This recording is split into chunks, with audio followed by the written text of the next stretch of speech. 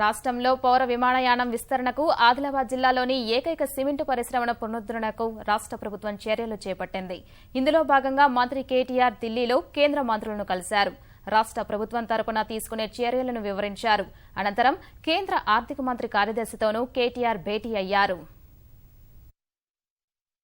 రాష్ట్రంలో పౌర విమానయానం విస్తరణకు ముందడుగు పడింది. ప్రాంతీయ అనుసంధానతలో భాగంగా కేంద్ర పౌర విమానయాన శాఖతో రాష్ట్ర ప్రభుత్వం ఒప్పందం కుదుర్చుకుంది. కేంద్ర మంత్రి అశోక్ గజపతిరాజు, మంత్రి కేటీఆర్ సమక్షంలో అధికారులు ఈ మేరకు ఒప్పంద పత్రాలు మార్చుకున్నారు. రాష్ట్రానికి చేయూతనిచ్చేలా జరిగిన ఒప్పందం పట్ల ఇరువురు మంత్రులు హర్షం ప్రకటించారు. కొత్తగూడెం విమానాశ్రయానికి సాంకేతికపరమైన అనుమతులు ఇచ్చినందుకు కేంద్ర మంత్రికి కేటీఆర్ కృతజ్ఞతలు తెలిపారు.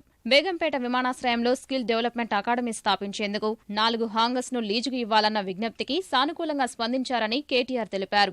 నిర్వహణ వ్యయానికి తోడ్పాటు అందించే చోట ప్రాంతీయ అనుసంధానానికి ప్రాధాన్యతమివ్వాలనేదే కేంద్ర ప్రభుత్వ నిర్ణయమని అశోక్ గజపతిరాజు వెల్లడించారు.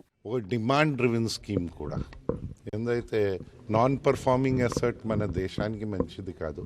పర్ఫార్మింగ్ అసెట్ ఉంటే aviation will contribute to the economy, gains from the economy contribute కూడా చేస్తుంది కనుక ఆ విధంగా నడిస్తే దేశానికి లాభం. సో ఆ విధంగా ప్లాన్ చేస్తున్నాం.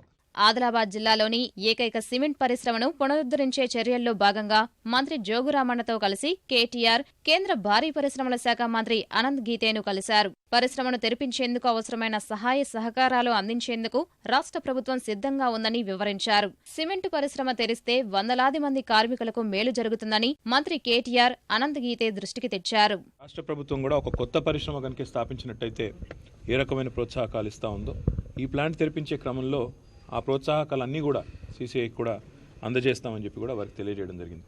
అవసరమైతే రాష్ట్ర ప్రభుత్వ పరంగా మరి ఏ రకంగానైతే రామగుండం ఫర్టిలైజర్ రివైవల్లో పునరుద్ధరణలో చాలా క్రియాశీలంగా రాష్ట్ర ప్రభుత్వం కూడా కొంత పెట్టుబడి పెట్టిందో ఆ రకంగా చేసేదానికి కూడా అవసరమైతే సిద్ధంగా ఉన్నాం. భారత ప్రభుత్వం కనుక ముందుకు వస్తే అని చెప్పి గౌరవ మంత్రి గారికి నివేదించడం జరిగింది.